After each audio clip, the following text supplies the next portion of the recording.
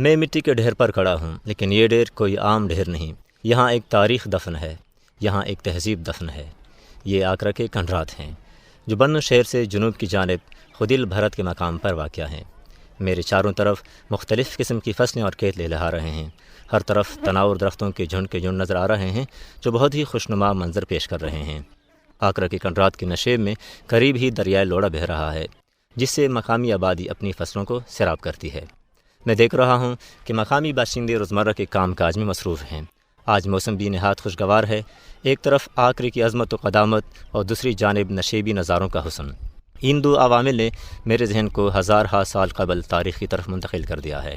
1000 سال قبل آکرا ایک بہت بڑی سلطنت کا پائے تخت اور ایک تہذیبی مرکز تھا۔ یہاں زندگی اپنے تمام تر حسن و جمال کے ساتھ رواں دواں تھی۔ لوگ امن و سکون کے ساتھ اپنی ثقافتی شان کے مطابق زندگی گزارتے تھے کہ وقت اور تاریخ نے پلٹا کھایا اور یہ عظیم سلطنت اور قدیم تہذیب زمانہ کے جبر و تغیر کا شکار ہو کر کھنڈرات میں تبدیل ہو گئی۔ آکرا کی کھنڈرات ایک طویل سلسلے کی شکل میں جگہ جگہ کھڑے زبان حال سے اپنے قدیم و عظیم وجود کا بھرپور احساس دلا رہے ہیں۔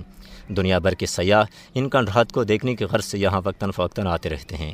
ان کنڈرات کی کشش کی قوت ہے کہ آثار قدیمہ کے ماہرین و محققین بھی گاہے گاہے یہاں آ کر مختلف مقامات پر کھدائی کروا کر اپنی تحقیق کا عرق کشید کر لیتے ہیں۔ ان کنڈرات کے وجود و نمود کے حوالے سے مختلف روایات بتائی جاتی ہیں۔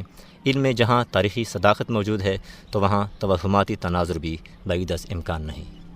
آکرا کے کنڈرات کی تاریخی حیثیت کے حوالے سے اس علاقے کے ایک معمر شخص حاجی مرزا علی خان سے ہماری گفتگو ہوئی تو انہوں نے بتایا، آکرا ایک بہت پرانا شہر ہے۔ ہمارے آبا و اجداد ہمیں بتاتے تھے کہ یہ شہر قہر خداوندی سے تباہ ہو گیا تھا۔ یہی وجہ ہے کہ اب ہمیں کنڈرات نظر آتے ہیں، لیکن یہ کنڈرات بھی تاریخی حیثیت رکھتے ہیں۔ یہ کنڈرات مٹی کے بہت اونچے ڈیروں کی صورت میں موجود ہیں جو میلوں کے رقبے پر محیط ہیں۔ دنیا بھر کے سیاح ان کنڈرات کو دیکھنے کی غرض سے یہاں وقتاً فوقتاً آتے رہتے ہیں۔ اس کے ساتھ ساتھ آثار قدیمہ کے ماہرین بھی یہاں آتے تھے۔ یہاں مختلف قسم کے جواہرات اور روزمرہ کے استعمال کے برتن، سونے کے مجسمے، پتھر کے اوزار وغیرہ پائے گئے ہیں۔ جہاں تک مجھے یاد ہے جب میں چھوٹا تھا تو مٹی کے یہ ڈھیر بہت اونچے تھے، لیکن اب بارشوں اور عدم توجہی کے بنا پر ان ڈھیروں کی اونچائی کافی کم ہو چکی ہے۔ ان کنڈرات کی خاص بات یہ بھی ہے کہ یہاں کی مٹی نہایت زرخیز ہونے کے سبب بطور کھاد بھی استعمال کی جاتی ہے۔ یہاں پر آئے ہوئے ایک سیاح سے جب ہماری بات ہوئی تو اس نے اپنے مشاہدے کا احوال یوں سنایا، ہمارے آبا و اجداد یہاں آتے تھے۔ گھر میں ایک ہار موجود ہے، اس نے ہیرے جواہرات اور قیمتی پتھروں سے بنایا ہے۔ ہم بھی آتے ہیں، اس میں گھومے پھرتے ہیں۔ کبھی کبھی قیمتی پتھر جواہرات ملتے ہیں۔ یہاں لوگ جب آتے ہیں تو کہتے ہیں کہ اپنی انگلی کو چوری وغیرہ سے کاٹ کر سونا پاتے ہیں اکثر۔ یہاں ایک کنواں تھا، وہ الٹی سیدھ میں پڑا تھا اس دیوار کے ساتھ۔ یہ دیوار کافی اونچی تھی، تقریباً 20-25 میٹر لمبی تھی۔ اب وہ کنواں بھی نہیں ہے، دفن ہے، اور دیوار بھی گر گئی ہے جگہ جگہ سے، وہ بھی صحیح حالت میں نہیں ہے۔ لوگ آتے ہیں، یہ مقامی لوگ یہاں آتے ہیں، کھدائی کرتے ہیں، اور باہر سے بھی بہت سارے لوگ آتے ہیں، سیاح آتے ہیں۔ سیاحوں کے لیے یہ جگہ بڑی خوشنما ہے۔ میں دیکھ رہا ہوں کہ اگر ایک طرف دریائے لوڑا میں مقامی لوگ نہا رہے ہیں تو دوسری طرف ملک کے مختلف حصوں سے سیاح بھی آئے ہوئے ہیں جو ان کنڈرات کے مختلف حصوں کو مختلف زاویوں سے دیکھ رہے ہیں۔ اس سے واضح طور پر پتہ چلتا ہے کہ جہاں یہ کنڈرات تاریخی حیثیت رکھتے ہیں وہاں سیاحتی حیثیت بھی رکھتے ہیں۔ یہاں پر موجود بن کے معروف شاعر و ادیب اور دانشور اقبال حسرت صاحب سے اس مقام کی سیاحتی حیثیت کے حوالے سے پوچھتے ہیں۔ جہاں تک اس مقام کی سیاحتی حیثیت کا تعلق ہے تو سیاحوں کا آنا جانا تو روزمرہ کا معمول ہے، کیونکہ آکرا ہزاروں سال پرانی تہذیبوں کا مسکن رہا ہے۔ آج سے 1400 سال قبل ایک چینی سیاح فاہین یہاں آئے تھے۔ انہوں نے اپنے سفر نامے میں آکرا کی بجائے لفظ بانو ہی استعمال کیا تھا۔ تاریخ اوراق سے پتہ چلتا ہے کہ یہاں باختری یونانیوں نے 190 سال قبل از مسیح سے لے کر 50 سالوں تک حکمرانی کی ہے۔ آکرا سے کشبت شاہ کے حکمرانی کے رائج الوقت کے سکے بھی مل چکے ہیں۔ اس سرزمین پر کشبت شاہ کی خاندان نے پہلی صدی سے لے کر چوتھی صدی تک کی حکومت کی ہے۔ आगरा से काबुल के बरहमन हिंदू रजाओं की निशानियाँ सिक्कों की शक्ल में आज भी मौजूद हैं, जिसमें रामानता और सियालपत्ती के नाम तारीखी औराक में महफूज है।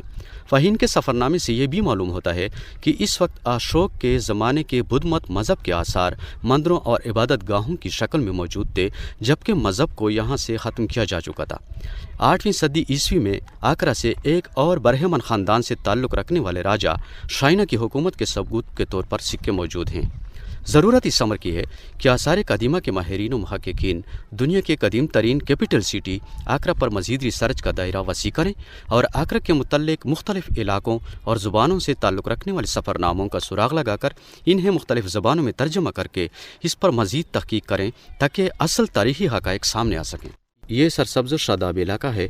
यहाँ पीने के चश्मे और लवड़ा जैसी दरिया बह रहा है। यहाँ के बासियों के अलावा मुख्तलिफ़ इलाकों से लोग सयाहती सैर करने की गरज से आते हैं। आगरा के ऐसे मशहूर कुन खंडरात हैं जो अपने दामन में ज़िंदगी के बहुत से रंग जमाए हुए हैं।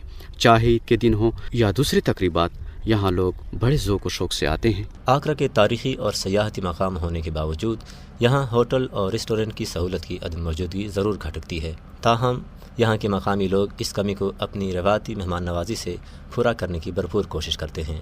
इस हवाले से जब हमने एक मकामी मशर से सूरत हाल जानना चाही तो उन्होंने बताया, आगरा तो वैसे बहुत तारीख़ी जगह है और बहुत सारे लोग इसकी सैर के लिए आते हैं, मुख्तलिफ़ मुल्कों से भी आए हैं। हमने ख़ुद उनको अटेंड किया है। 25 साल पहले जब हम छोटे थे बहुत, तो हमारे बड़े भाई हाजी नेकम खान यहाँ हमें पूरे गांव वालों को जमा किया कि मेहमान आ रहे हैं, आप सारे इकट्ठे हो जाएं ताकि उनको अच्छे तसव्वुरात मिले।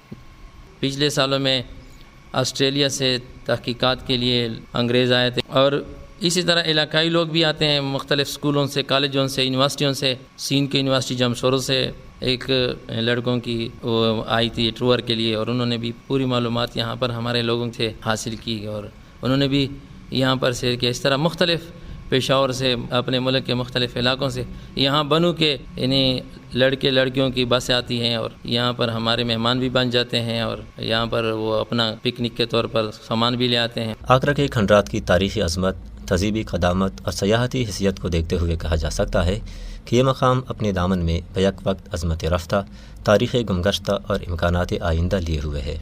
ज़रूरत इस अमर की है कि आगरा के इन खंडरात की हदूद का तयन करके उनके गिरद आहनी जंगला लगवाया जाए ताकि इस तारीख़ी व सयाहती मकाम को ज़माने की दस्तबुर से बचाया जा सके और यूँ सयाहती सहूलियात का बंदोबस्त करते हुए इस मकाम को सयाहों के लिए सही मानों में एक मुस्तकिल मरकज़ सयाहत की हैसियत दी जा सके। दस्तावेज़ी प्रोग्राम आपने सुना। आगरा रावी थे जावेद एहसास, प्रोड्यूसर रज़ा मोहम्मद खटक, पेशकश रेडियो पाकिस्तान बनू।